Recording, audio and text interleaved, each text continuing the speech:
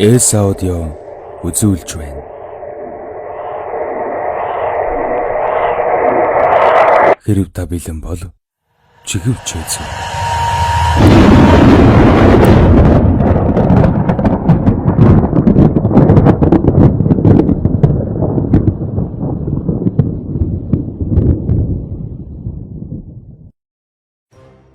Авлацгийн онлайн дэлгүүрт хиймэл гар, хөл, жокерийн баг зэрэг галвины баярын хэрэгслүүд худалдаалагдж байна.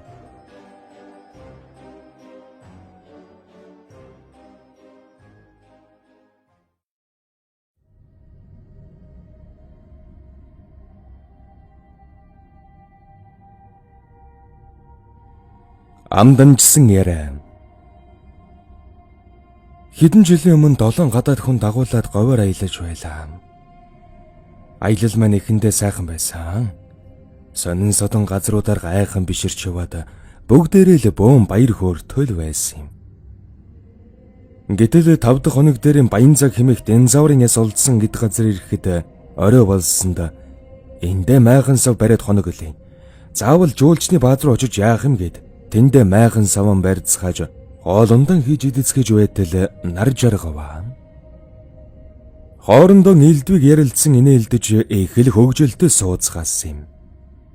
Гадаах орчныг харанхуй бүр нөмөрж эхлэх үед бид унтацгаахаар майхан нурган орон хэвдэцгээхэр болов.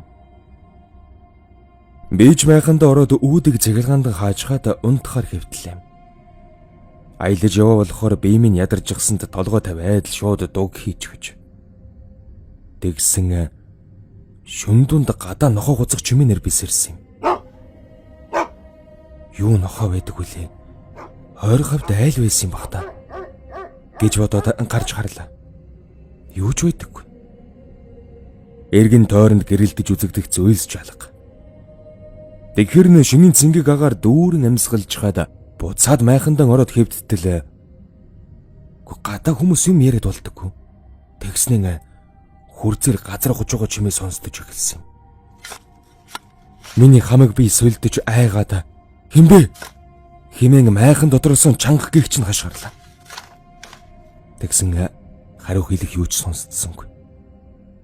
Гагцхүү хоорондоо л ямар нэг зүйлийг ярилцаж байсан газар ухах чимээн л дуулцсаар.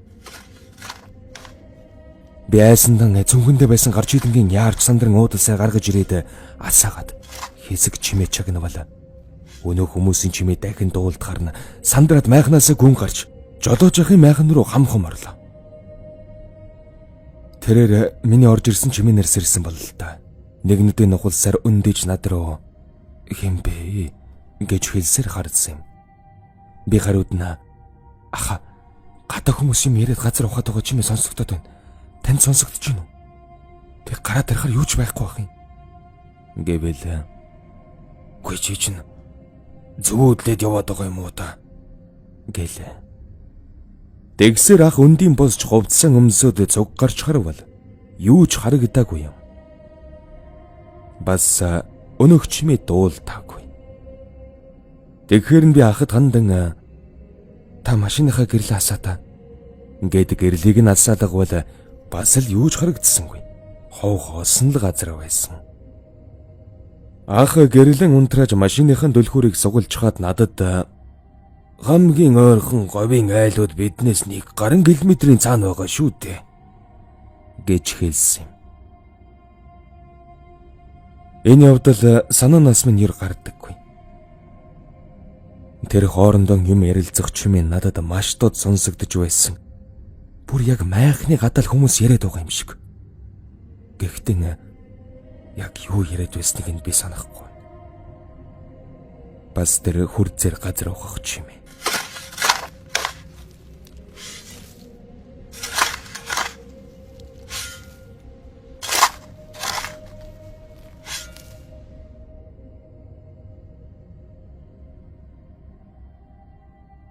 Өвөр ханган хучиртаас оройхон гараад дундговын сайхан овоор явж байх замд жаахан хүүхдүүдэд явж байсан болохоор Улаанбаатараас өвөр хангаж чиглэлд байдаг төв замыг өнгөрөөд 20 орчим километрийн цаана нэг жуулчин авдаг айлд хончихно гэж төлөвлөд явсан юм.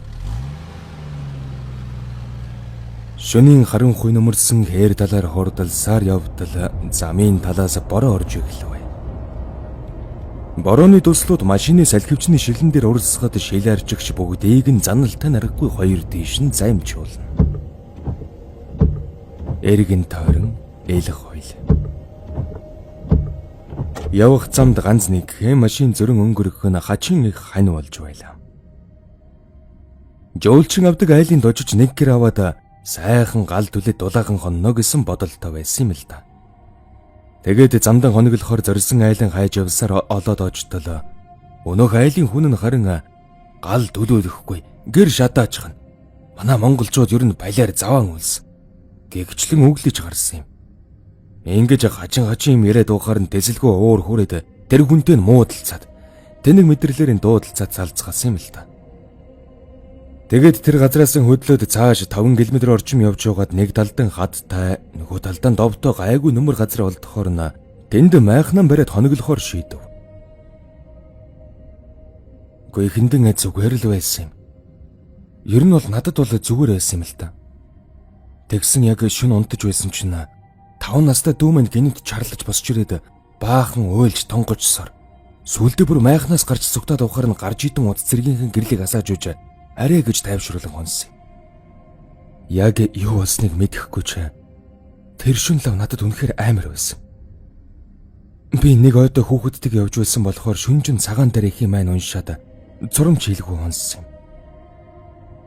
Үүр цайж нар мандвуу үгүй юу яаравчлан майхан саван хураагаад машиндан чигэж орхиод цааш хөдөлсөн. Өглөөний мандах нар тэр өглөө жинхнээсээ дотор минь хургасан айдсыг өргөж мандсан юм да.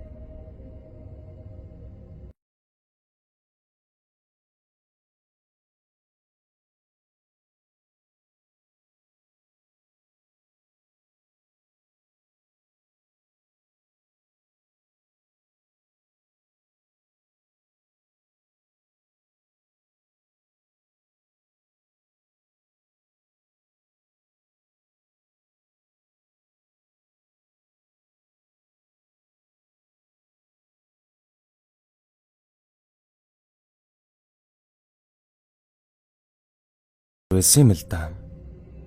Манай машинд надтай нийлээд 3 хүн. Харин нөгөө машинд жолоочтойгоо нийлээд 4 хүн явж байсан юм.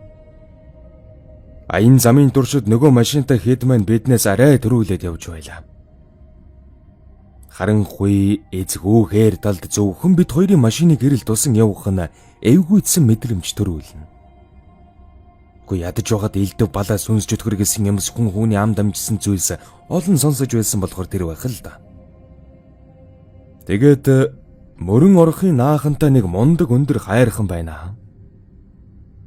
Яг тэр хайрхан руу өгсөх үеэр өнөө хамт явж байсан машинтай хэд маань бүр бараа нь харагдахгүй тасарч өгсөн байсан юм. Шүн дунд болсныг хэлэх үү, нөгөө хоёр маань ундчихсныг ч хэлэх үү. Шорон зам эл хойл. Эргэн тойрон бидний машины тэрэгний гэрлээсөөр гэрэлэхгүй. Бэж жаахан айдас тайл явлаа. Ийн шүнжин гүрийж явсаар байгаад өөрөөр мөрөнгийн бараг гарсан та. Тэгээд өглөө нөгөө хидтэгэн уулзаад цай хоол идэн ярьж суух нэг нөгөө машины жолоог мушгиж явсан найз маань тэр мундаг хайрханаар уруудаж явж байхад машинд нь явж байсан хэдэн бүгд нам мундчихсан байсан гэн. Тэгээд замаа гүлрэн нуруунд хүүд өргөд явж байтал замын хажуугийн хадан хясааны ирмэг тэр үсийн урдуура унжуулчихсан. Цагаан өмөрхтөх нүдэнд нь гальтхан үзэгдээд өнгөрсөн гэсэн. Тэр үед найзын маань дууж гарахгүй. Дахиж эргэж харах зоригч хүрлэхгүй. Тэр чигээрэн хурдлан гიშгсээр үүр хаяар халдаад арай нэг тайвширсан гэж нийлээд айдастай хууч хөрсөн шүү.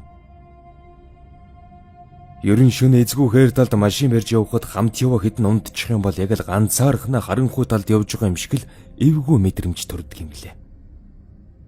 Бас өндөр хайрхнуудаар шөндөлөөр явхад эвгүй юм билээ шүү.